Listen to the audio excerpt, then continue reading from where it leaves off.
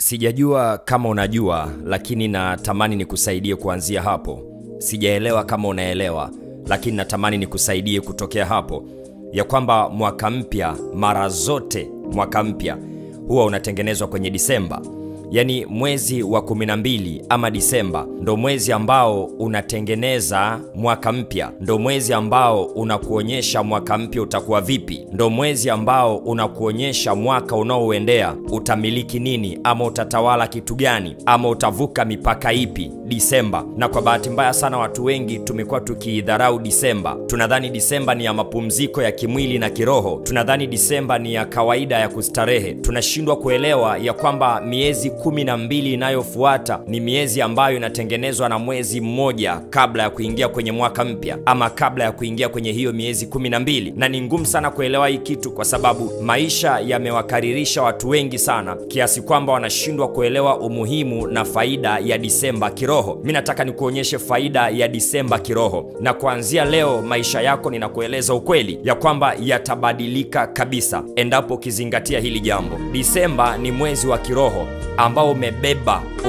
hatima ya mwaka mpya ambao unauingia. Mimi naitwa Pastor Innocent Mashauri na haya ni maarifa ya kimungu kupitia madhabahu ya Siri za Biblia. Namba ya msaada madhabahuni, tunaweza tukaendelea kusaidiana kwa habari ya ushauri wa kiroho, maombi, maombezi. Tuko hapa kwa ajili yako popote duniani. Tunaweza tukakufikia kwa njia ya mawasiliano 0758 708804 0758 708804. Natamani nianze na maandiko na utanipa nafasi kidogo ya kunisikiliza kwa sababu ni maandiko marefu kidogo. Nataka nisome chapter nzima ama nisome ukurasa mzima wa kitabu cha Hesabu sura ya 13. Kuna kitu utakiona kuanzia hapa, na nikisha kueleza ama ukishapata nafasi ya kunisikiliza kwenye haya maandiko utaelewa ni wapi na kupeleka, lakini utaelewa ni nini ninachokimaanisha ndani ya haya maandiko na ndani ya Disemba ambayo inapatikana kwenye haya maandiko katika picha ya kiroho. Disemba inaonekana kwenye haya maandiko kwa picha ya kiroho. Mwenye sikio na atasikia, hasa zaidi mwenye lile sikio la ndani. Kitabu cha Hesabu sura ya 13 kuanzia mstari wa kwanza. Neno la Mungu linasema, kisha Bwana akanena na Musa akamwambia, tuma watu ili waende wakaipeleleze nchi ya Kanaani niwapayo wana wa Israeli. Katika kila kabila ya baba zao mtamtuma mtu mmoja, kila mtu na awe mkuu kati yao. Basi Musa akawatuma kutoka nyika ya Parani kama alivyoagizwa na Bwana.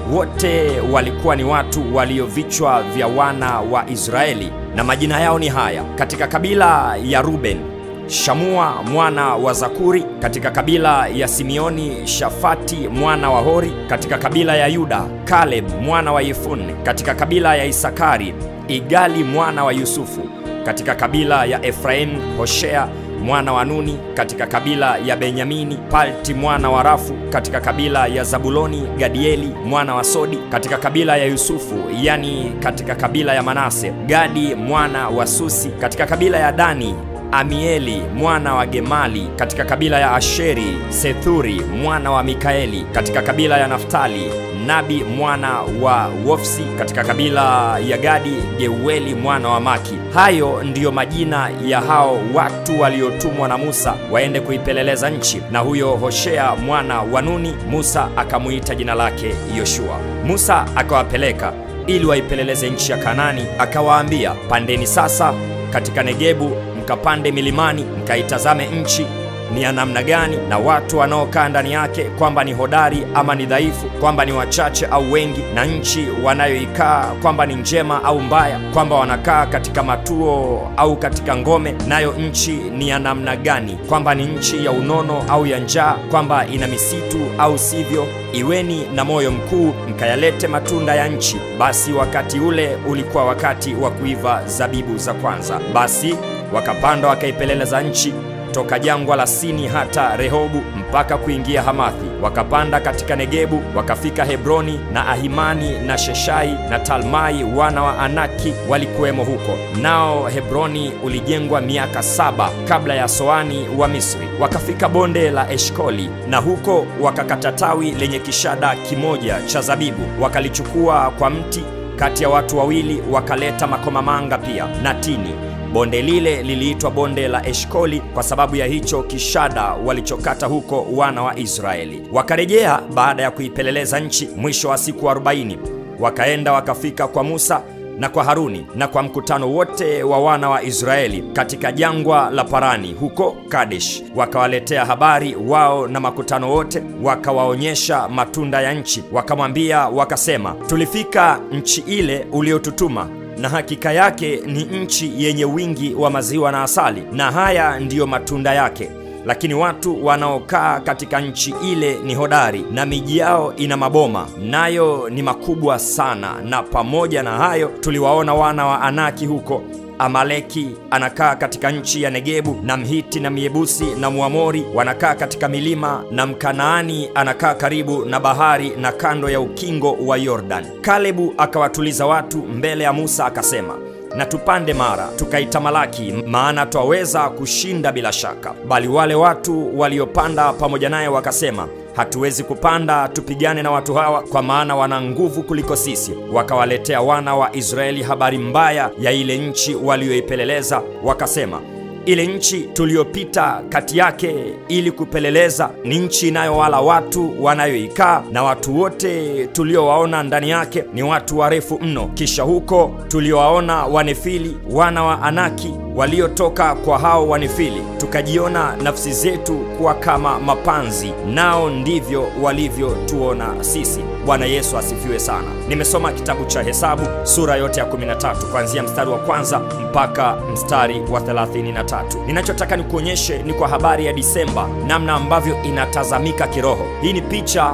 halisi ya wana wa Israeli na namna ambavyo walikuwa wanatengenezewa mazingira ya kwenda kuona kwanza mahali ambapo Mungu aliwaahidi kwamba wanaenda kutawala. Walitakiwa wakaone kwanza, walitakiwa wakatazame kwanza, walitakiwa wakaone ni nini kipo ndani yake. Na kwa bahati nzuri na kwa bahati mbaya pia, wale watu 12 ama wapelelezi 12 ambao walitumwa na kiongozi wao anayefahamika kama Musa ili waende wakaipeleleze ile nchi kabla hawajaingia, ndo waligawanyika pale, kwa sababu kati ya wale 12, 10 walikuja na taarifa mbaya, wakaeleza wazi kabisa. Nimejaribu kusoma haya maandiko na kuna kitu kikubwa nimekipata, ya kwamba wote walikuja na kishada cha zabibu. Lakini nyuma ya kishada cha zabibu kulikuwa kuna maneno gani kati ya wale wapelelezi 12? Kwa sababu wapelelezi 10 walikuja na taarifa mbaya sawasawa na neno la Mungu, ya kwamba hatuwezi kwenda kule, watu ni wakubwa, wanatuona sisi mapanzi, hatuwezi kupambana na wale mataifa makubwa, hatuwezi kupambana na wale watu. Lakini ashukuriwe Mungu kwa sababu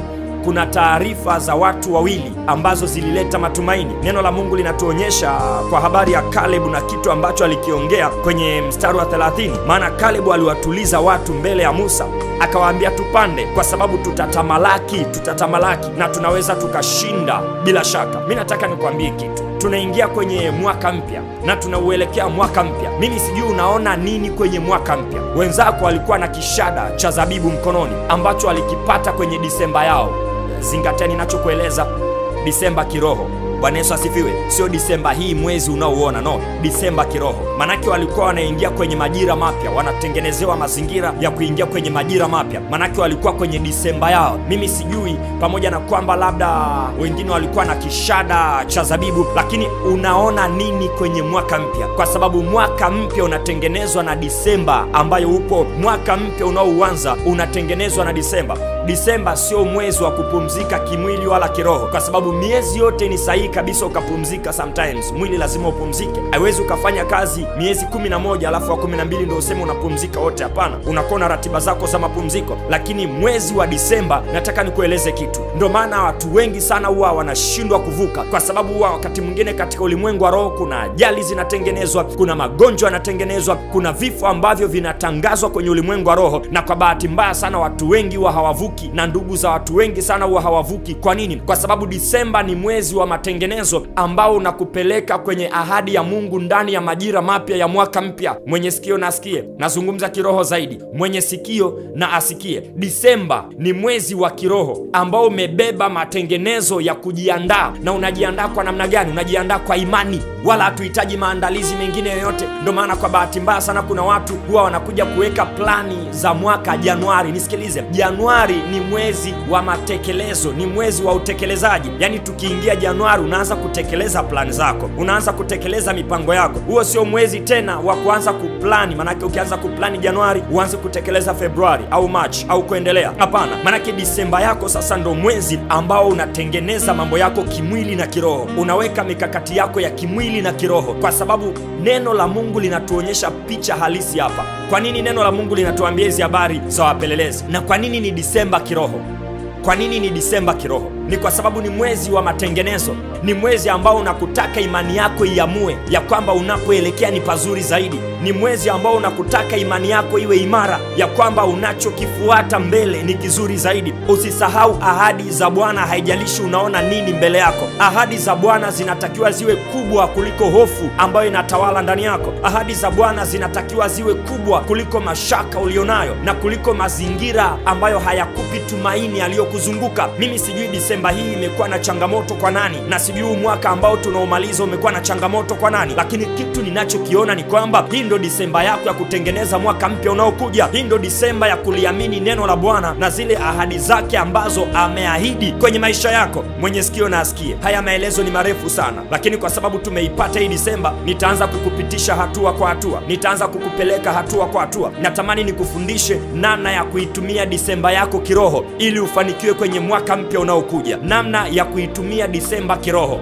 Fuatilia masomo zaidi kwenye YouTube channel ya Siri za Biblia, especially kwenye hii Disemba. Kutakuwa kuna mfululizo na kutakuwa kuna muendelezo wa masomo ambayo yatakusaidia kuitumia Disemba yako. Yatakusaidia. Haya ni mambo ambayo Roho Mtakatifu anatufunulia sisi, anaotupenda. Roho Mtakatifu anakufunulia wewe, anayekupenda. Na ndio maana ameituma Siri za Biblia kukufikia mahali ulipo, hata kama uko mbali kiasi gani. Lakini tupo kwa njia ya mtandao na tunahakikisha tunakupa msaada ambao Roho Mtakatifu anatamani kuuachilia kwako. Namna ya kuitumia Disemba kiroho ili uweze kufanikiwa kwenye mwaka mpya unaokuja. Ukikaa kizembe utaupokea mwaka mpya kizembe, lakini ukikaa kimkakati na kiroho zaidi utaupokea mwaka wako kiushindi. Mimi naitwa Pastor Innocent Mashauri na haya ni maarifa ya kimungu kupitia madhabahu ya Siri za Biblia. Namba ya madhabahuni ni 0758708804. Ninachokukumbusha ni kwamba usiwe kama wale wapelelezi 10. Amua kuwa kama wale wapelelezi 2. Haijalishi unaona nini Disemba hii, haijalishi umeona nini huu mwaka tunaokamilisha, lakini usikupe picha ya kwamba eti ni ngumu kuupata mwaka mwingine, ama ni ngumu kuvuna mavuno mwaka mwingine, ama ni ngumu kuziona ahadi za Bwana mwaka mwingine. Hapana, Disemba yako ni Disemba ya matengenezo kiroho. Mwenye sikio na asikie. Mimi nakupenda, lakini Mungu anakupenda zaidi. Maombi yetu madhabahuni yanapatikana kila siku usiku saa 6 kwa masaa ya Afrika Mashariki. Tunaombea langoni. Ni maombi ya muhimu kuliko maelezo. Kama haujajiunga, hakikisha unaanza kujiunga. Hiyo ni namba ambayo pia inaweza kukusaidia ukajiunga kwenye magroup ambayo yatakusaidia kukutumia link ya maombi 0758708804. Nikutakia wakati mwema na tukutane kwenye maombi yetu ya saa 6 kamili za usiku kupitia YouTube channel ya Siri za Biblia. Shalom kwa sasa. Anza na mimi, Yesu. Oh, akili yangu imefika mwisho. Anza nami, Bwana. Anza na mimi, Yesu. Oh, akili yangu imefika mwisho. Anza nami, Bwana. Matatizo kila kukicha, hofu ya kifo nayo imetanda. Sitaweza bila ya wewe Yesu. Anza nami, niondole mateso kwangu, niondole kilio kwangu. Siwezi bila yako wewe Bwana. Anza nami, matatizo kila kukicha